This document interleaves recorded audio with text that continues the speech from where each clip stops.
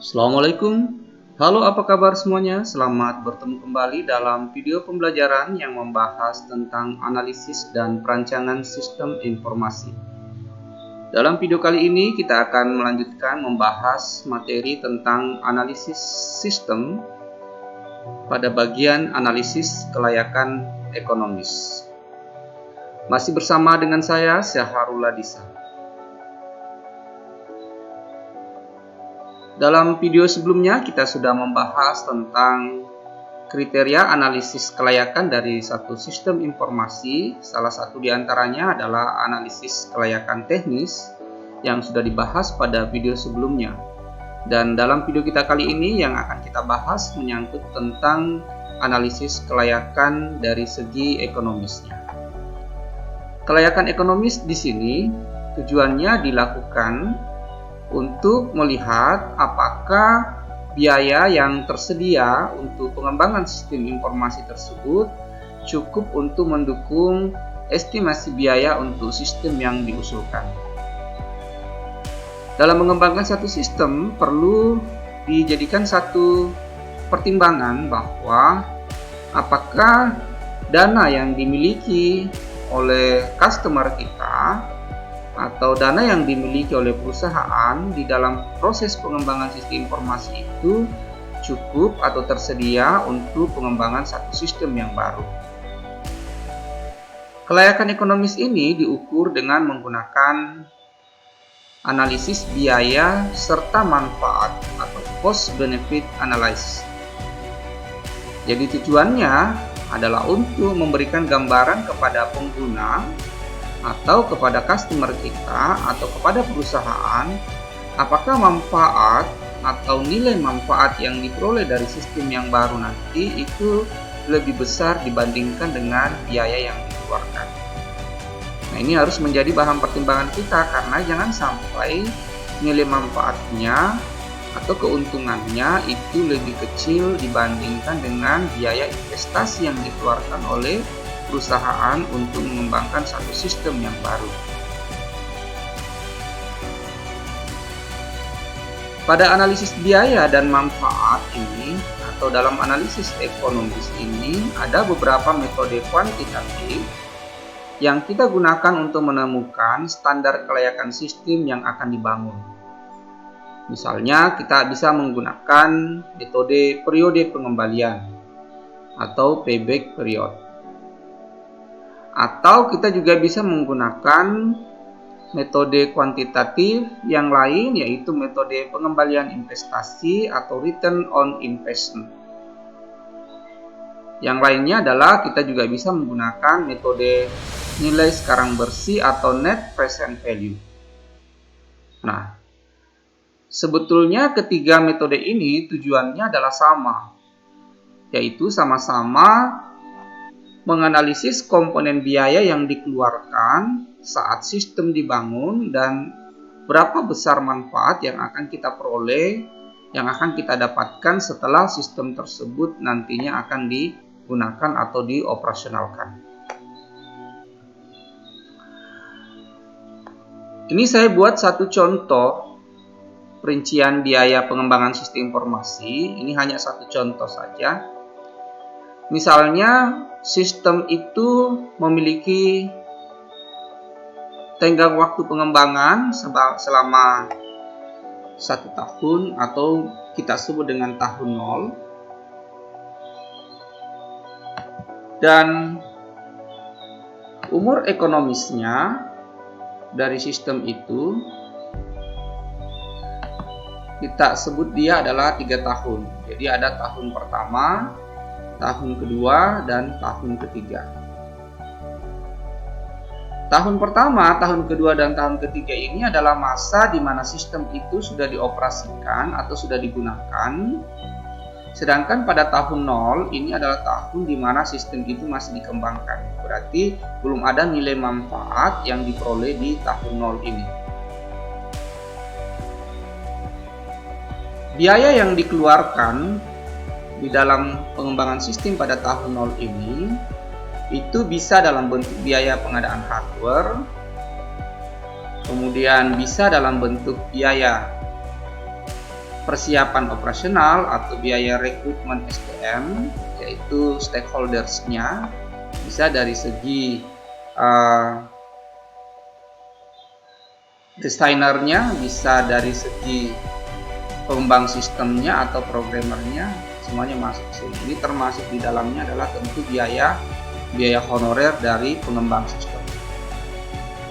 Nah, kalau ditotalkan dari biaya yang kita keluarkan untuk pengembangan sistem itu misalnya adalah 644 juta. Nah, ini hanya contoh saja ya.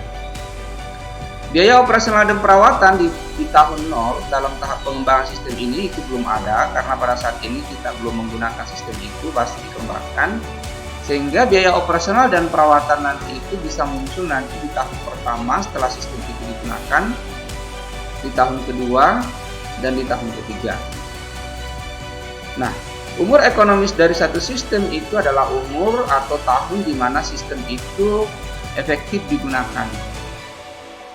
Jadi kita bisa mengestimasi biayanya seperti ini. Misalnya total biaya untuk biaya operasional dan perawatan di tahun pertama itu adalah 3.844.500.000. Kemudian di tahun kedua sekian, dan di tahun ketiga kita dapatkan sekian. Ya, ini masing-masing kita bisa hitung, ya, dihitung di sini. Nah, komponen biayanya ada di sini, kita bisa lihat, dan bisa saja berkembang dengan komponen biaya yang lain. Ya, ini hanya contoh saja untuk masuk ke dalam proses perhitungan metode kuantitatif untuk analisis biayanya. Nah, kemudian dari total biaya yang dikeluarkan atau biaya investasi dengan biaya operasional dan perawatan yang dikeluarkan setiap tahunnya setelah sistem itu dioperasionalkan, maka kita juga harus menghitung berapa nilai manfaat atau berapa manfaat yang didapat per tahun setelah sistem itu digunakan. Ya, misalnya ya, contoh di tahun pertama kita dapatkan 4.400.000. Tahun kedua sama 4.400.000. Di tahun ketiga misalnya 4.840.000. Nah, ini contoh saja. Tentu di dalam menghitungnya ini ada komponen-komponen nilai manfaat yang kita dapatkan sama dengan komponen biaya operasional, lalu kita dapatkan totalnya di bawah. Saya hanya memberikan contoh supaya kita bisa nanti menghitung profitnya untuk perhitungan analisis biaya dan manfaat atau analisis ekonomisnya. Jadi profit di sini di tahun 0 itu profitnya masih negatif karena kita belum memperoleh manfaat, berarti masih sebesar nilai investasi atau biaya pembuatan sistem informasinya. Lalu di tahun pertama kita memperoleh profit. Profit itu adalah selisih dari total manfaat di tahun berjalan dikurangi dengan total biaya di tahun berjalan. Artinya kalau misalnya kita menghitung profit di tahun pertama, maka total manfaat di tahun pertama dikurangi dengan total biaya operasional dan perawatan di tahun pertama. Jadi 4.400.000.000 dikurangi dengan 3.844.500.000 dapat ini. Nah, sama dengan profit tahun kedua juga seperti itu. Kurangi total manfaat di tahun kedua dengan biaya operasional dan perawatan di tahun kedua. Kita peroleh profitnya adalah 171.050.000. Tahun ketiga juga seperti itu. Jadi profit itu adalah keuntungan bersih atau nilai manfaat bersih setelah dilakukan pengurangan dari total manfaat dikurangi dengan total biaya. Nah, ini contoh saja, nilai-nilainya ini saya berikan asal saja supaya ada nilai yang bisa kita hitung nanti. Baik, kita sudah mendapatkan nilai-nilai seperti ini sebagai contoh. Kita masuk ke analisis ekonomis yang pertama, yaitu metode periode pengembalian atau payback period. Metode ini adalah uji kuantitatif yang digunakan untuk menghitung jangka waktu yang diperlukan untuk membayar kembali biaya investasi dalam pembuatan aplikasi yang telah dikeluarkan. Jadi berapa lama waktu untuk pengembalian nilai investasinya. Jadi misalnya Kalau kita menginvestasikan uang kita misalnya 10 juta untuk satu usaha, nah berdasarkan keuntungan atau nilai manfaat yang diperoleh itu dikurangi dengan biaya operasional selama usaha itu berjalan, kira-kira kita bisa kembali modal itu berapa lama. Nah, seperti itu yang dimaksud dengan payback period ini. Kita menggunakan rumus seperti ini. PP atau payback period itu sama dengan investasi, total investasinya dibagi dengan profit dikali 1 tahun. Dan investasi atau pengembangan sistem itu disebut layak apabila pengembaliannya itu lebih kecil dari umur investasinya. Kalau di contoh sebelumnya yang kita sudah punya ini, berarti umur investasinya ini adalah 3 tahun. Jadi kalau misalnya kita mendapatkan nilai profitnya itu lebih kecil dari umur investasinya, maka itu disebut layak sistem itu diinvestasikan atau dibiayai. Dan tidak layak jika waktu pengembaliannya itu lebih besar dari umur investasinya. Ya, kalau contoh tadi umur investasinya adalah 3 tahun. Nah, sekarang kita hitung ya. Periode pengembaliannya yaitu 2 plus. Kenapa saya menggunakan 2 plus? Karena kita menghitung dari profit yang ada, itu berarti ini ada profit yang pertama 555.500.000, kemudian 171. Kalau kita hitung total dari keduanya ini itu sudah hampir menutupi total investasi kita. Ya, itu sudah bisa menutupi total investasi kita yang 644 juta. Sehingga tahun kedua itu kita tinggal mencari selisihnya saja. Sehingga 2 plus ini total investasinya dikurangi dengan profit tahun pertama, lalu dikurangi lagi dengan profit tahun kedua. Nah, itu makanya di sini kita menggunakan 2 plus. Gitu. Dibagi dengan profit. Ya, dibagi dengan profit. Profitnya itu adalah profit tahun ke-3 bagi dengan profit tahun ke-3 kali 1, sehingga kita mendapatkan 2,6 atau kurang lebih 2 tahun 6 bulan ya, kurang lebih 2 tahun 6 bulan. Sehingga kesimpulan yang kita dapat dari payback period ini adalah investasi sistem ini disebut layak karena waktu pengembaliannya lebih kecil dari umur investasi maksimal, yaitu 3 tahun. Ya, nah, seperti itu cara menghitung periode pengembalian dengan menggunakan contoh biaya yang sudah ditampilkan dalam slide pada tabel sebelumnya. Yang kedua adalah metode pengembalian investasi atau return on investment.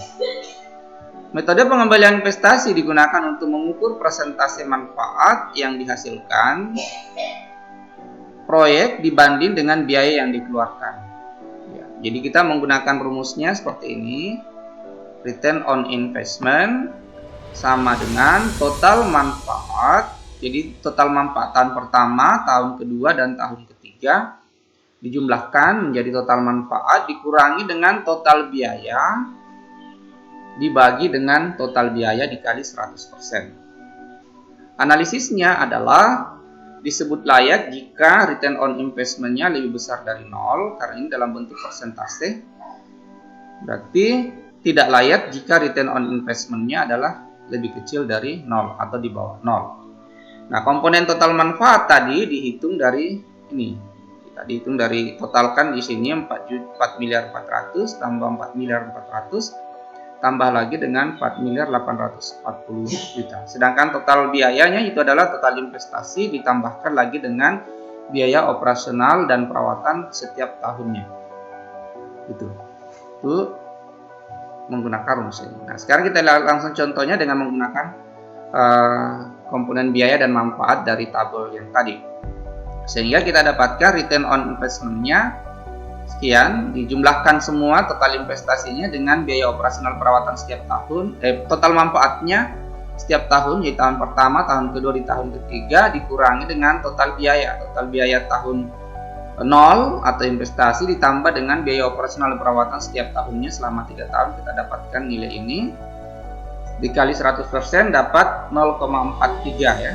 0,43 atau dikali 100 berarti 4,3%. Nah, kesimpulannya adalah apabila satu proyek investasi mempunyai ROI atau return on investment lebih besar dari 0, maka proyek tersebut dapat diterima. Nah, karena ini nilai ROI-nya adalah 4,3 atau 4,3%, berarti proyek ini dapat diterima dengan memberikan keuntungan sebesar 4,3% dari total biaya investasinya. Metode ketiga adalah nilai sekarang bersih atau net present value. Nah, nanti nilainya kita masih menggunakan tabel yang tadi. Metode ini merupakan metode yang memperhatikan nilai waktu dari uang. Jadi ada suku bunga diskonto yang mempengaruhi prosit atau arus dari uangnya. Tadi sudah dijelaskan prosit itu adalah selisih antara manfaat tahun berjalan dikurangi dengan biaya operasional dan perawatan di tahun berjalan. Artinya total manfaat di tahun pertama dikurangi dengan biaya operasional dan perawatan di tahun pertama, maka kita akan dapatkan prosit tahun pertama. Demikian seterusnya untuk tahun kedua dan tahun ketiga. Net present value dihitung dari selisih nilai proyek pada awal tahun dikurangi dengan prosit tiap tahun yang nilai uangkan ke tahun awal dengan tingkat bunga diskonto. Jadi kita mau menentukan berapa nilai I. I di sini adalah tingkat bunga diskonto yang berlaku di bank pada saat kita menghitung di situ. Nah, kriterianya adalah NPV-nya akan jika lebih besar dari 0 berarti dia visible. Sedangkan jika NPV-nya sama dengan 0 berarti indifferent, berarti tidak ada perbedaan. Dan kalau NPV-nya lebih kecil dari 0 maka dia unvisible, berarti tidak layak. Gitu. Nah, ini rumus prosit adalah selisih biaya dikurang manfaat. Sedangkan N ini adalah umur proyek investasi. Tadi N-nya itu adalah 3 tahun, berarti prosit 1, prosit 2, prosit 3, dan seterusnya. I itu adalah tingkat bunga diskonto yang diperhitungkan. Kita langsung masuk ke contohnya ya. Jadi misalnya kita akan menghitung net present value dari tabel biaya yang sudah kita buat tadi di slide sebelumnya. Kemudian kita menggunakan tingkat bunga diskonto per 6 Februari 2021 yaitu sebesar 11,5%. Dengan masa umur proyek itu kita perkirakan selama 3 tahun. Sehingga kita menghitung net present value-nya sama dengan negatif nilai proyek, berarti negatif 644 miliar, ditambah dengan prosit tahun pertama yaitu 555.500.000. Ini ya, kalau kita mundur kembali untuk melihat dulu tabel sebelumnya. Ya, ini ya, prositnya ini tahun pertama, ini negatifnya tadi. Ini prosit tahun kedua dan ini prosit tahun ketiga. Ya, seperti itu. Nah, kita lanjutkan menghitungnya. Berarti prosit tahun kedua ini 171.050.000, prosit tahun ketiga adalah 484 juta. Lalu dibagi dengan 1 ditambah tingkat bunga diskontonya adalah 11,5% pangkat 1. Kemudian di prosit tahun kedua berarti 1 ditambah 11,5% pangkat 2. Lalu di tahun ketiga berarti 1 ditambah 11,5% pangkat 3. Kalau 4 tahun berarti nanti ada prosit tahun keempat dibagi lagi dengan 1 ditambah 11,5% pangkat 4 dan seterusnya. Tapi karena di tabel biaya tadi itu kita hanya mengestimasi nilai proyeknya sebanyak 3 tahun, selama 3 tahun maka kita gunakan sampai pangkat 3. Setelah dihitung semuanya kita dapatkan nilai ini 340 juta 998.823. Berarti dari hasil perhitungan di atas diketahui bahwa nilai net present value untuk investasi ini sebesar 340.998.823 rupiah. Berarti nilai proyek tersebut positif atau NPV-nya di atas 0 sehingga proyek ini dapat diterima atau layak dilaksanakan. Ya. Nah, itu tadi cara melakukan analisis ekonomis terhadap proyek sistem informasi dengan menggunakan komponen biaya-biaya yang dikeluarkan, baik biaya investasi di tahun ke-0 maupun biaya operasi dan perawatan selama umur ekonomisnya, yaitu di tahun pertama, tahun kedua, dan tahun ketiga. Lalu nilai manfaatnya di tahun pertama, tahun kedua, dan tahun ketiga. Setelah itu kita dapatkan prosit, yaitu selisih antara manfaat di tahun pertama dikurangi dengan biaya operasional di tahun pertama. Nah, nanti akan kita pelajari lagi lebih lanjut bagaimana menghitung komponen-komponen biaya sehingga kita bisa mendapatkan total biaya keseluruhan. Biaya dan manfaat, khususnya pada manfaat itu nanti dihitung dari manfaat yang berwujud maupun manfaat yang tidak berwujud. Yang kita nilai uangkan, ya, yang kita nilai uangkan. Karena nilai manfaat dari satu sistem informasi itu ada pada efisiensi yang didapatkan dengan pemanfaatan sistem informasi, dan itu bisa kita kalkulasi untuk dikonversi ke dalam bentuk nilai uang. Sekian dulu ya video kita kali ini yang membahas tentang analisis kelayakan ekonomis dari satu proyek pengembangan sistem informasi. Jika ada pertanyaan, silahkan ditanyakan melalui forum grup diskusi kita. Terima kasih. Assalamualaikum warahmatullahi wabarakatuh.